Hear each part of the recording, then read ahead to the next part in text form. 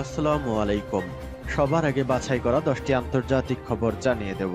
প্রথমেই থাকছে শিরোনাম, তবে তার আগে অনুরোধ থাকবে ভিডিওটিতে একটি লাইক দিবেন। ফিলিস্তিন জিন্দাবাদ জানিয়ে দিব হাতে থাকা সর্বশেষ আপডেট আন্তর্জাতিক সংবাদ। প্রথমেই সংবাদ শিরোনাম, ইয়েমেনের ইয়াফা ড্রোনে ইসরায়েলের রাজধানী কাঁপল। এরপর জানিয়ে দিব গৃহযুদ্ধের দ্বারপ্রান্তে ইসরায়েল বলেছেন এহুদ ওলমার্ট। এদিকে গাজার রাফা শহরের দখল নিয়ে নিল ইসরায়েল। আরও জানিয়ে দিব রাশিয়াকে দ্রুত পদক্ষেপ নেওয়ার আহ্বান ট্রাম্পের, পুতিনের সাথে উইটকফের বৈঠক। সর্বশেষ জানিয়ে দিব পারমাণবিক ইস্যুতে ইরান ও যুক্তরাষ্ট্রের নতুন চুক্তির প্রত্যাশা সৌদির। এতক্ষণ শুনছিলেন সংবাদ শিরোনাম, এবারে বিস্তারিত। তবে অনুরোধ থাকবে ভিডিওটিতে একটি লাইক করবেন এবং কমেন্ট করে জানিয়ে দিবেন কোন জেলা থেকে আপনি আমাদের এই ভিডিওটি দেখছেন। ইয়েমেনের ইয়াফা ড্রোনে ইসরায়েলের রাজধানী কাঁপল। ইসরায়েলের গাজায় গণহত্যার জবাবে জাফায় ইসরায়েলি সামরিক স্থাপনায় ড্রোন হামলা চালিয়েছে ইয়েমেনের সশস্ত্র বাহিনী।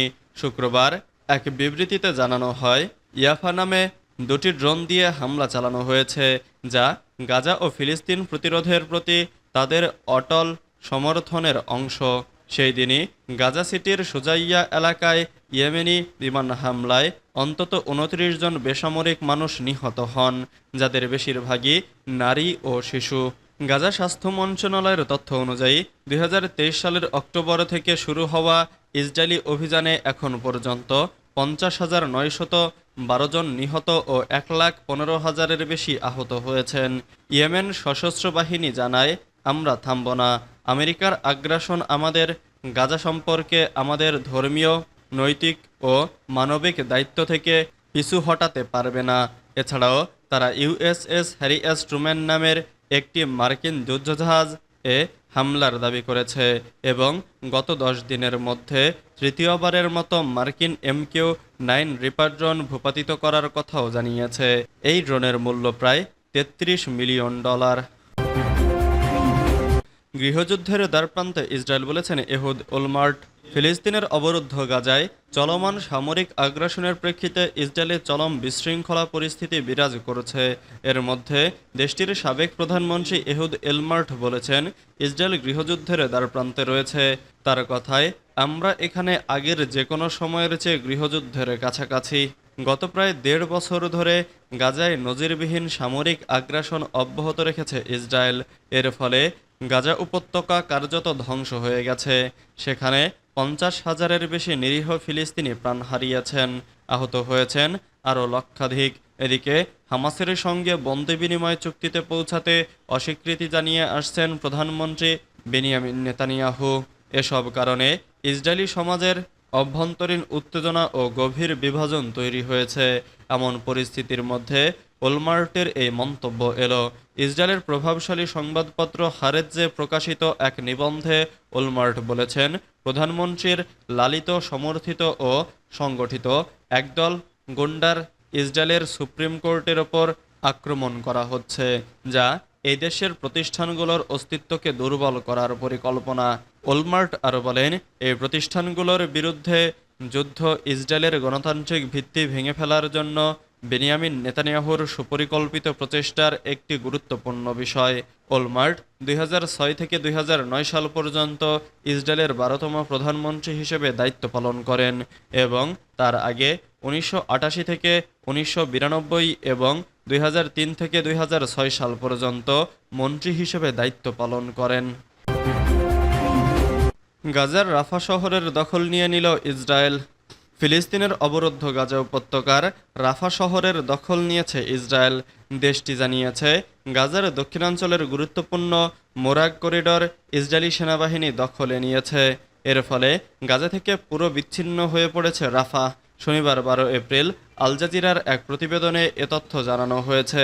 ইসরায়েলের প্রতিরক্ষামন্ত্রী ইসরায়েল কাটজ জানান, গাজার দক্ষিণাঞ্চলের গুরুত্বপূর্ণ মোরাগ করিডর ইসরায়েলি সেনাবাহিনী দখল করে নিয়েছে। এটির দখলের ফলে রাফা শহরকে গাজার বাকি অংশ থেকে বিচ্ছিন্ন হয়ে পড়েছে।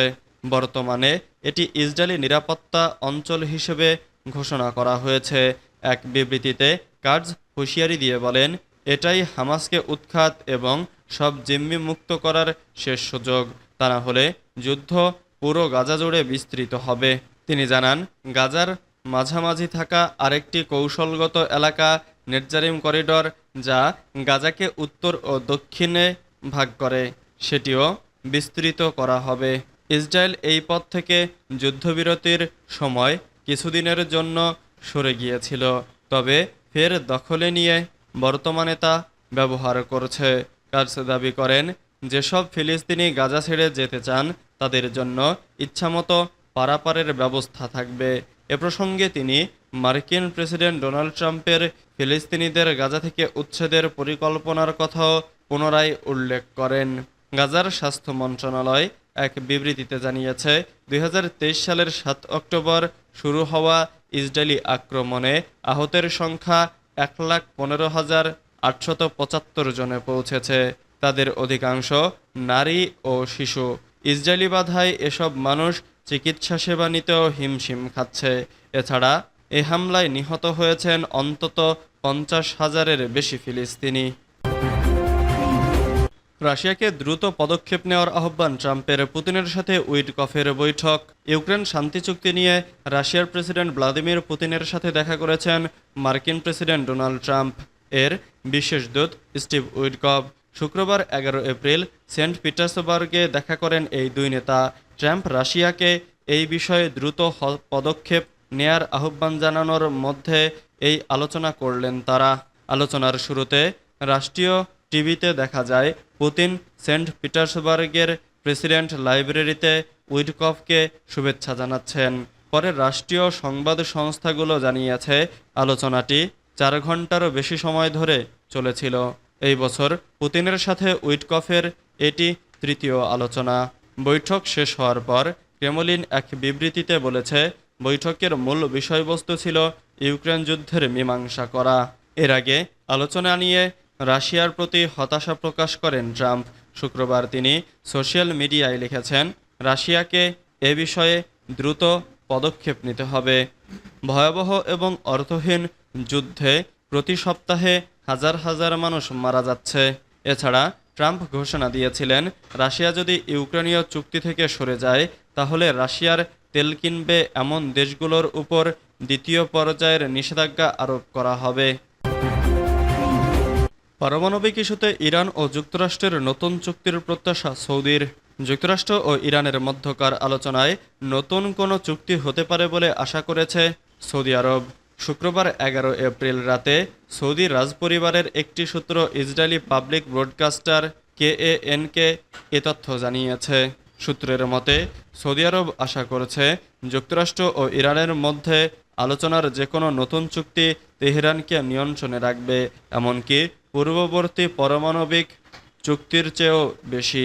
সৌদি আরবের এই প্রত্যাশা এমন সময় সামনে এলো যখন মার্কিন ও ইরানি প্রতিনিধি দল আলোচনার জন্য ওমানে পৌঁছেছেন। এটি পূর্ববর্তী জয়েন্ট কম্প্রিহেন্সিভ প্ল্যান এর শর্তাবলী থেকেও গুরুতর পদক্ষেপ হবে। পূর্ববর্তী এই চুক্তি ইরানের পারমাণবিক স্থাপনা এবং উৎপাদন সীমিত করেছিল।